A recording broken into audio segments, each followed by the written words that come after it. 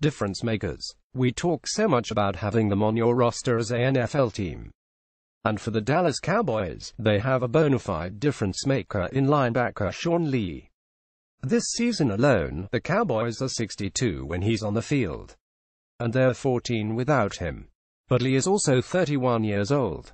And now in his 8th season in the league, the veteran has missed a whopping 26 games due to various injuries.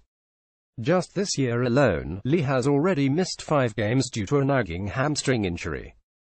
Recently, one Cowboys insider reported some staggering numbers showing just how important Lee is to Dallas' success right now. Since the Week 1 loss to the Giants last season, the Cowboys are 192 in games Sean Lee plays at least half the snaps. In those 21 games, they have outscored their opponents by an average of nearly 10 points a game, 27.817.9, wrote Jeff Sullivan for DallasCowboys.com recently.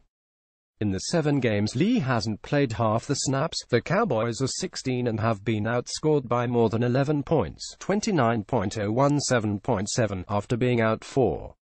What was basically a month, Lee returned last week to put up an incredible 18 tackles and an interception against the lowly New York Giants. It was a Hall of Fame performance from someone who will likely struggle to get enshrinement due to his vast injury history. So my question is, are the Cowboys, in fact, too dependent on Lee? Considering his age and injury-plagued past, shouldn't Dallas have proper insurance in place behind the two-time Pro Bowler? Understandably, it's unreasonable to think you can back up someone like Lee with the same level of ability.